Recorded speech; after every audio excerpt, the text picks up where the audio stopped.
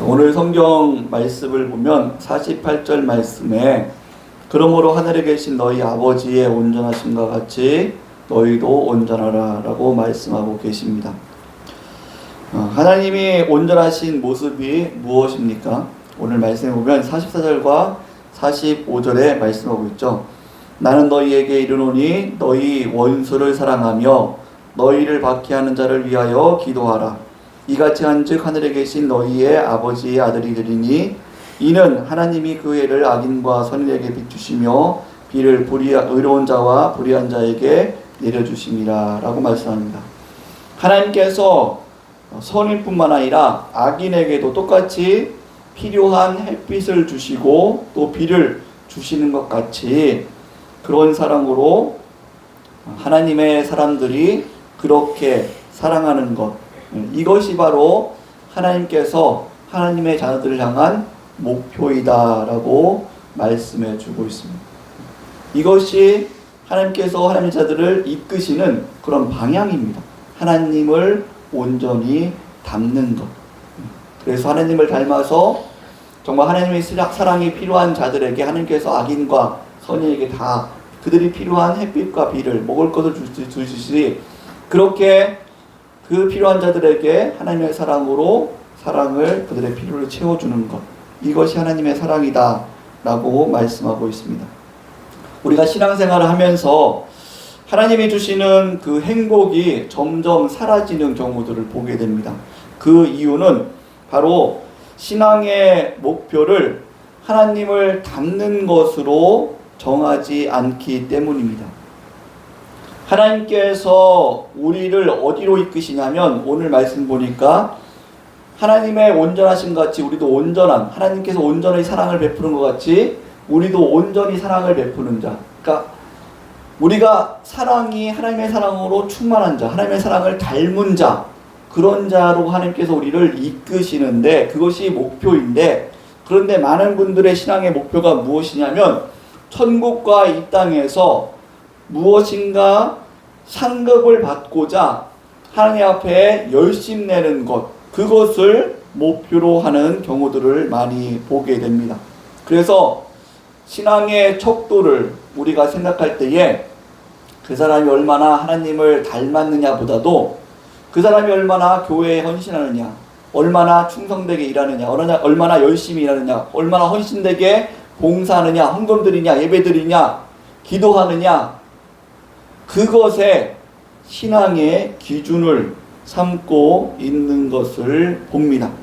그래서 전도하고 성경 읽고 봉사하고 구제하고 또 성경 공부하고 양육하는 이런 신앙의 행위들을 통해서 하나님 앞에 상을 받는 것, 이것이 신앙의 목표가 되었기 때문에 하나님의 목표와 너무너무 달라 있는 거죠. 하나님께서는 하나님의 사랑을 닮으라고, 그 사랑의 하나님을 닮으라고 그렇게 목표를 정해서 이끄시는데, 그래서 겸손하게 하시고 고난도 주시고 온유하게 하시고 넓은 마음으로 관용하게 하시고 그 사랑의 하나님을 닮아가도록 이끄시는데, 우리의 신앙의 목표가 자꾸 천국과 이 땅에 상을 받으려는 것이 목표가 되다 보니까 이 하나님의 목표하는 것과 충돌이 되는 것이죠.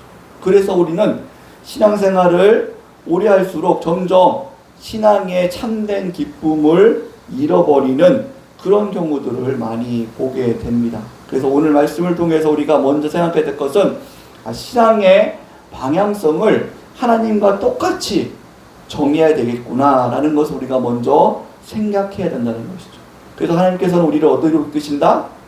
우리가 뭔가 열심히 일하고 충성되게 어떤 봉사하고 그런 것 이전에 하나님이 사랑이시듯 우리도 또한 하나님의 사랑을 닮아서 그 우리 안에 하나님의 사랑이 가득한 것, 가득한 자로 만드시는 것, 하나님의 사랑을 같이 기뻐하고 같이 즐거워할 수 있는 그런 자로 만드시는 것, 그것이 하나님께서 우리를 향한 목표다라는 것을 먼저 기억을 해야 됩니다. 그래서 우리는 신앙이 참 좋다라고 하는 것은 뭔가 열심히 일하고 뭔가 열심히 기도하고 봉사하고 이런 모습들이 좋죠. 그런데 그 안에 사랑이 없으면 고린도전서 13장에 뭐라고 말씀하셨어요? 사랑이 없으면 아무것도 아니다 라고 말씀하고 있지 않습니까? 우리 안에 하나님의 사랑이 없으면, 사랑을 닮은 것이 없으면 우리가 봉사하고 충성하는 모든 것들이 아무것도 아닌 것이 될 수 있다는 거죠. 그래서 여러분, 우리는 내가 무엇을 지금 하고 있지 않는가, 그것을 생각하기 전에 내 안에 정말 하나님의 사랑을 담고 있는가, 그것을 먼저 살펴볼 수 있는 하나님의 백성들 되기를 주의 이름으로 축복합니다. 자, 이렇게 하나님의 사랑은 하나님을 닮아서 다 같이 행복한 것이 목표인 것을 볼 수 있습니다. 이 44절 아까 48절 말씀 살펴봤듯이 하늘에 계신 너희 아버지 온전하신 것 같이 너희도 온전하라. 그것이 어떤 모습이었습니까? 바로 하나님께서 해를 비춰주시죠. 45절 말씀에 보면은 그 해를, 하나님이 그 해를 악인과 선인에게 비춰주시며 그 비를 또 불의한 자, 의로운 자와 불의한 자에게 내려주신다라고 말씀합니다. 하나님께서 선인에게만 햇빛과 비를 주시는 것이 아니라 악인에게도, 불의한 자에게도 똑같이 햇빛과 비를 주시죠. 자, 그 햇빛과 비를 맞으면서 누가 행복합니까? 바로 선인도 행복하고 또 악인도 행복하죠. 하나님께서 빛을 주시지 않으면, 비를 내려주시지 않으면은 죽음을 당할 수밖에 없기 때문에, 고통을 당할 수밖에 없기 때문에 하나님께서 내려주시는 햇빛과 비로 기쁨을 누리고 행복을 누릴 수 있죠. 그리고 또 그것이 하나님께서 기뻐하신 뜻이기에 하나님도 행복해 하십니다. 그래서 하나님의 행복은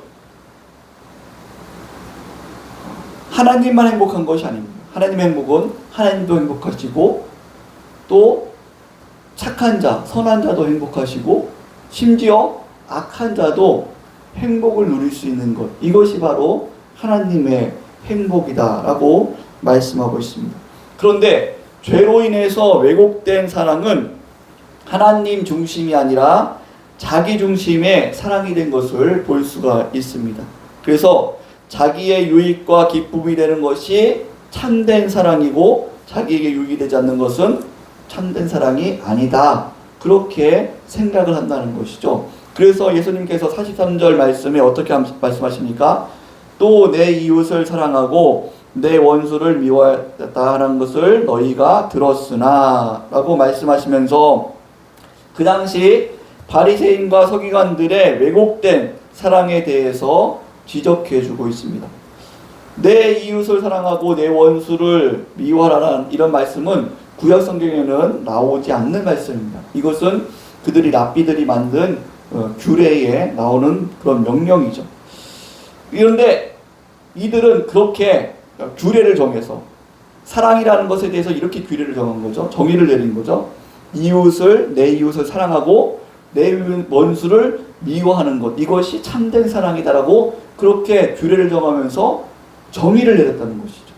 그러면서 그들이 내 이웃을 사랑하고 내 가까운 사람을 사랑하고 원수는 미워하는 것에 대해서 그들이 죄책감을 느끼지 않는 거예요. 나는 지금 참되게 사랑하고 있다, 그렇게 착각하고 있는 것을 예수님께서 지금 지적하고 있는 그런 부분들입니다. 이렇게 왜곡된 사랑은 내 가까운 이웃, 나를 사랑하는 사람, 내 형제, 내 편, 이들만 사랑을 하고 원수를 미워합니다. 그러면서도 자기는 나는 사랑을 하고 있다, 그렇게 착하게 만드는 것, 이것이 바로 왜곡된 사랑이죠. 우리가 이런 것들을 할 때 보면 이런 것들이 참 많습니다. 우리가 사랑을 할 때에 이렇게 내 편만 사랑할 때가 참 많이 있는 것을 봅니다. 여러분, 우리가 어떤 학교에 장학금을 줄 때나 또 교회에서 어떻게 이웃의 불우한 사람들을 도와줄 때에 우리는 정말 이 사람이 장학금이 정말 필요한가, 이 사람이 정말 도와줘야 되는가, 이 사람이 정말 누가 먼저 도움이 필요한 사람인가, 이것을 기준으로 삼기 전에 무엇을 기준으로 삼을 때가 많냐면, 이 학생이 교회에 다닙니까? 이 지역의 주민이 교회 다니는 사람입니까? 이것을 먼저 생각할 때가 많다는 것이죠. 정말 이 사람이 이 학생에게 장학금을 주어서 이 학생이 훌륭하게 공부해서 나라와 국민들, 사회를 위해서, 이 세계를 위해서 이바지할 사람입니까? 그것을 생각하기 전에 먼저 내 편, 교회 다니는 사람입니까? 그것을 생각할 때가 많죠. 투표를 할 때도 마찬가지예요. 투표를 할 때도 우리가 정말 이 사람이 정말 바르게 나라와 지역사회를 위해서, 국민들을 위해서 바르게 지혜롭게 그렇게 정치할 사람인가를 생각하기 전에 우리는 어떨 때가 많냐면, 아, 이 사람 교회 다녀? 이 사람 장로야? 안수 집사야? 뭐 이러한 것들을 먼저 생각하면서 투표할 때가 있다는 것이죠. 사랑하는 성도 여러분, 하나님은 햇빛을 주실 때에 너 선인이야? 너 하나님의 자녀야? 너 교회 다녀? 이것을 생각하시면서 그들에게만 햇빛을 주지 않았습니다. 선인과 교회 다니는 사람 뿐만 아니라 악인들에게도 햇빛을 주시는 하나님, 이분이 바로 하나님의 그 사랑이다 라고 말씀하고 있던 거예요. 이것이 하나님의 사랑이다 라고 말씀하고 있어요. 그런데 이것을 왜곡시켜서 자꾸 자기 편, 내 편, 이것이 옳은 사랑, 그것만 해놓고서는 그것이 옳은 사랑이다 라고 생각할 때가 많은 것이죠. 여러분 보시죠. 부서에서도 보면은 정말 우리가 부서에서도 사역할 때에 사랑으로 정말 열심히 섬기는데 내 부서만 다른 부서는 어떻게 되든 상관없어. 다른 부서를 상처 주고 다른 부서에 정말 고통을 주면서 내 부서만 그렇게 여러분들이 사랑한다면 이것은 하나님의 사랑이 아니라 왜곡된 사랑이라는 것입니다. 우리가 교회의 성도들을 돌아보지 않고 내 구역만 이렇게 편협한 사랑을 행한다면 이것은 하나님의 사랑이 아니라 왜곡된 사랑이라는 거죠. 물론 사랑을 우리가 전하며 실천할 때에 순서는 있어요. 순서는 더 우리가 필요한 사람, 더 어떻게 가까운 사람에게 좀 더 사랑을 먼저 줄 수는 있어요. 순서는 있어요. 그렇지만 편협하게 내 사람만, 내 가까운 사람만, 교회도 마찬가지예요. 교회도 내 교회만. 우리가 예전에 보면 신도시에 아파트가 막 들어올 때에 전도를 하는데 아파트 전도를 할 때에 어떤 식으로 했냐면은 그 입주자가 들어오면은 참 입주자가 어려움이 많지 않습니까? 옛날에는 청소도 해야 되고 또 막 물도 잘 안 나와서 물도 필요할 때가 있고 도움이 많이 필요하잖아요. 그러면은 그것을 맨 처음에는 좋은 마음으로 교회들이 가서 정말 성도들이 입주하는 분들 청소도 해드리고 그리고 물도 드리고 그러면서 필요한 것들을 도와드리면서 많은 좋은 모습으로 좋은 이미지로 그것이 전도하는 일들이 많아졌습니다. 그래서 그런 아파트 전도가 잘 된 경우들이 많았어요. 교회가 이미지가 좋아지고. 그런데 한 교회에서 그것이 전도가 잘 된다라고 소문이 나니까 주변에 여러 교회들이 진을 치고 이젠 경쟁적으로 하는 거예요. 막 입주자가 들어왔는데 우리가 먼저 왔다 그러면서 교회들끼리 싸우고 성도들끼리 싸우고 그런 모습들이 점점 생겨나니까 이제는 아예 입주자들이 오지 말라고 그런 풍토가 이렇게 생기면서 교회 이미지가 참 안 좋아 그런 경우들이 있었습니다. 성도 여러분 생각해 보십시오. 그 전도하는 것을 어떤 열심으로 했습니까? 하나님을 사랑한다는 사랑의 열심으로 그것을 했습니다. 교회를 사랑한다는 사랑의 열심으로 그걸 했습니다. 표면적으로 그렇게 말을 했지만 그런데 그 안에는 정직하게 말하면 하나님의 사랑이 있는 것이 아니라 왜곡된 자기 사랑이 있다는 것이죠. 왜곡된 자기 사랑. 내 교회만, 응? 나만, 내가 전도의 실적을 쌓으려고 어떤 이러한 왜곡된 사랑을 하면서도 왜곡된 사랑으로 전도하고 왜곡된 사랑으로 봉사하고 왜곡된 사랑으로 여러분들이 헌신하면서 우리는 바리새인과 서기관 같이 똑같이 착각할 때가 있다는 것입니다. 나는 하나님의 사랑으로 교회를 섬겼어. 나는 하나님의 사랑으로 봉사했어. 나는 하나님의 사랑으로 이웃에게 도와줬어.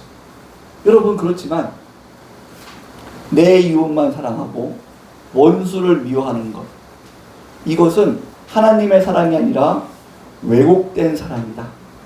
그 사랑은 하나님께서 인정하지 않는 사랑이다 라는 것을 분명하게 인식하시기 바랍니다. 여러분, 속으시면 안 됩니다. 여러분, 정말 너무 안타까운 것은 열심히 나는 사랑한다고 내 시간과 물질과 내 정말 모든 것을 다해서 사랑으로 헌신했는데 나중엔 그것이 하나님이 인정한 사랑이 아니라 편협한 사랑이고 나만을 위한 사랑이고 내 편을 위한 사랑이고 이러한 사랑을 한 것이기 때문에 여러분, 그것은 하나님께 인정받지 못하는 그러한 모습이 될 때가 많이 있다는 것이죠. 여러분, 이것은 우리가 조심을 해야 됩니다. 아무리 여러분 정말 열심히 해도 하나님 앞에 인정받지 못하고 칭찬받지 못할 수가 있는 것이죠. 하나님의 사랑으로 하지 않고 왜곡된 자기 사랑으로 하기 때문입니다. 성도 여러분, 이 왜곡된 사랑은 그 중심이 자기 중심입니다. 자신의 유익을 위한 사랑이고 자신이 자랑하기 위한 그런 사랑, 자신의 행복을 위한 그런 사랑일 때가 많이 있습니다. 우리가 이런 부분에 있어서 부모님의 욕심에서 나온 왜곡된 사랑이 자녀들을 비참하게 만들 때가 있는 것을 봅니다. 요즘에 학생들을 보면 정말 초등학생들이 얼마나 같이 또 어울리고 또 서로 정말 함께하고 이런 일들이 많아야 되는데 요즘에는 다들 학원을 보내니까 학원을 안 가면 친구들을 사귈 수 없는 그런 시대가 되었다라는 이야기를 들어본 적이 있습니다. 보면은 요즘은 초등학교 때부터 뭐 2-3개는 기본이고 4개, 5개, 심지어는 뭐 8개까지 밤 9시, 10시까지 그렇게 초등학교 때부터 여러 개의 학원을 다니는 그런 경우들을 많이 봅니다. 왜 그렇습니까? 부모들이 불안해서 그렇죠. 불안해서. 옆에 집의 자녀들이 그렇게 공부하니까 부모들이 불안하죠. 내 아이만 뒤처지는 거 아니야? 내 아이만 낙오되는 거 아니야? 이런 두려움 때문에 정말 내 아이가 하나님께서 어떤 달란트를 주셨고 정말 어떠한 일들을 잘하고 장점과 단점이 무엇인지 무엇을 즐거워하는지 그런 것에 대한 어떤 배려와 그러한 지혜와 그러한 돌봄이 없이 그냥 왠지 이웃 아이들에게 뒤처질 것 같은 그런 불안감에 내가 내 자녀를 사랑하는데 그래도 이웃 자녀에게 뒤처지면 안 되지, 다른 사람에게 뒤처지면 안 되지, 그런 왜곡된 사랑으로 자녀들을 그냥 무작정 보내는 경우들이 많은 것을 봅니다. 한번 학원을 여러 개 보내는 그런 부모님들 한번 잘 생각을 해보십시오. 이것이 정말 자녀를 사랑함으로 이 아이의 내가 장점을 알고 하나님께 주신 달란트가 무엇인지 알고 그것을 알려서 보내고 있는지, 아니면은 정말 두려움 가운데 이 아이가 뭔가 도태될 것 같은 막연한 두려움 가운데 그것이 내가 자녀를 사랑한다는 명목으로 그렇게 왜곡된 사랑을 하고 있지는 않는지, 그리고 그것을 보낼 때에 자기의 욕심도 솔직하게 들어보면 부모의 욕심도 있습니다. 부모의 자랑이 무엇입니까? 자녀가 잘 되는 게 부모의 자랑이죠. 내가 자녀들을 위해서 헌신하고 정말 남편을 위해서 이렇게 가족을 위해서 헌신했는데 자녀들이 잘 될 때에 자녀들이 좋은 대학에 들어가고 좋은 회사에 들어가고 좋은 직장을 하고 좋은 어떤 사업을 하고 잘 되면 그러면 그걸 통해서 정말 부모로서 자부심을 느끼고 친구들과 모임 가질 때에 우리 아이들이 요번에 어디 들어갔어, 우리 딸이 요번에 어디 들어갔어, 이런 자랑을 하고 싶어서 자기의 자랑을 위해서 그렇게 자녀들을 왜곡된 사람으로 그 정말 힘든 어려움에 몰아붙이고 있지 않는지 생각을 해 보아야 합니다. 이렇게 왜곡된 사랑은 자기 중심의 사랑이죠. 자기 중심의 사랑. 그것은 자기의 편하기 위해서 하는 거. 여러분, 우리가 정말 어떤 사람들은 열심히 도와주는데, 그런데 그 도움이 정말 그 사람이 필요해서 도와주는 것이 아니라 오히려 자기가 도와주지 않으면 못 견뎌서 그렇게 도와줄 때가 많죠. 그래서 오히려 그 도와주는 것이 그 사람을 망치고 그 인생을 망치는 그런 경우들도 있는 것을 봅니다. 여러분, 자녀들 그렇게 왜곡된 사랑으로 그렇게 몰아붙이고 나는 사랑한다고 하면서 그렇게 할 때에 자녀들이 너무너무 힘들어서 엄마, 아빠, 나 좀 학원을 좀 그만 다니고 싶어요. 너무너무 힘들어요. 그렇게 하면은 여러분 어떻게 말을 보통 합니까? 아, 그래, 힘들구나. 아, 네가 어떤 것도 뭐 좋아하니? 뭐 그렇게 이야기하기보다는 어떻게 할 때가 많냐면, 야, 지금 우리 엄마 아빠가 너를 정말 잘 되게 하기 위해서 아침부터 같이 저녁까지 맞벌이하고 얼마나 고생한 줄 알아? 이거 누구를 위해 하는데? 다 너를 위해서 하는 거야. 그런데 어떻게 네가 이렇게 말할 수 있어? 너 낙오자 되고 싶어? 너 인생 망치고 싶어? 이렇게 말할 때가 있다는 거죠. 여러분, 왜곡된 사랑은 매우 무섭습니다. 이렇게 자녀가 부모의 왜곡된 사랑을 받으면서 자라나갈 때에 자녀가 독립할 시기가 되면 나중에 큰 부딪힘을 받게 되죠. 그리고 심지어는 자녀가 바르게 독립할 시기에 그런 독립의 훈련을 하지 않으면 자기가 무엇을 하나님께 받았는지 정말 달란트를 찾고 재능을 찾고 그런 것들을 훈련되지 않으면 나중에 독립을 못해서 부모의 그런 계속 캥거루족 같이 그렇게 부모 곁을 떠나지 못하는 안타까운, 자기 스스로 결정하지 못하는 안타까운 그런 일들이 일어날 수 있다는 거죠. 이처럼 왜곡된 사랑은 상대방에게 오히려 더 아픔을 줄 때가 있습니다. 잠깐 저희 집 이야기를 잠깐 하면은, 저희 집 아들이 초등학교 3학년 때 받아쓰기를 점수를 받고 온 적이 있었어요. 몇 점을 갖고 가지만, 엄마 아빠 저 받아쓰기 점수 받았어요. 20점 받았어요. 20점. 그래서 저는 그래도 한 50점 만점 중에 20점인 줄 알았어요. 근데 100점 만점 중에 20점이라는 거예요. 근데도 막 좋아서 들고 와요. 왜 이게 좋아하냐 보니까 친구는 5점을 맞았대. 그래서 자기는 20점을 맞았어. 그러니까 친구보다 잘했다고 그것이 너무 좋아가지고 엄마 20점 받았어요. 아빠 20점 받았어요. 그렇게 자랑을 하면서 들어올 때가 있었어요. 그래서 제가 좀 생각에 잠기더라고요. 아, 이걸 어떻게 해야 될까. 그래도 아이에게 그런 점수 가지고 스트레스 주고 화내면 안 되잖아요.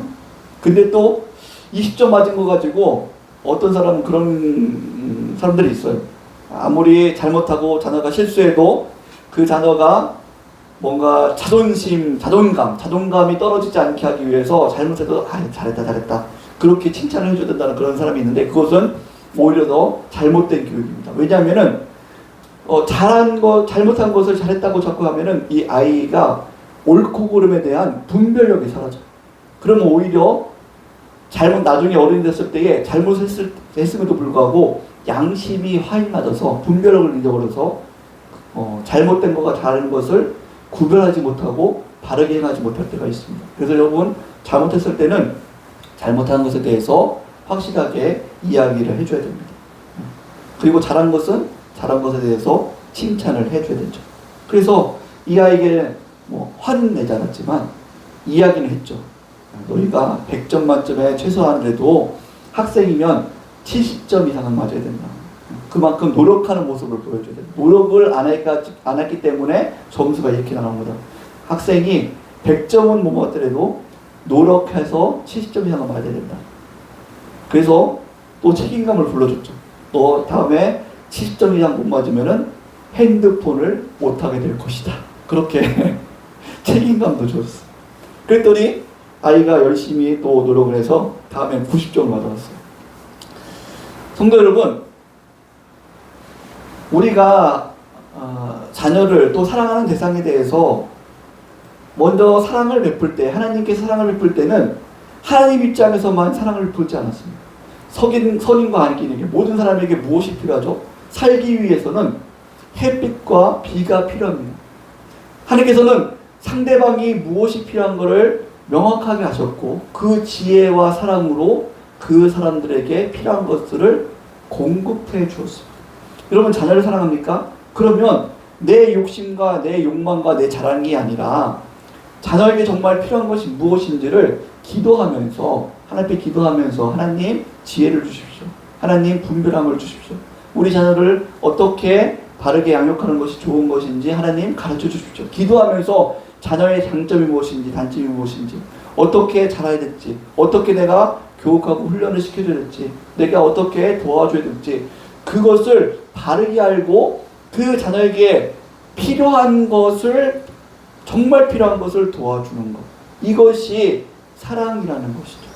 그래서 사랑은 나만 행복한 것이 아니라 나만을 위한 것, 내 중심적 나를 위한 것이 아니라 하나님도 행복하고 나도 행복하고 내 사랑을 받는 상대도 함께 행복한 것 이것이 바로 하나님께서 기뻐하시는 인정하시는 하나님의 사랑이다 라고 말씀하고 계시는 것입니다.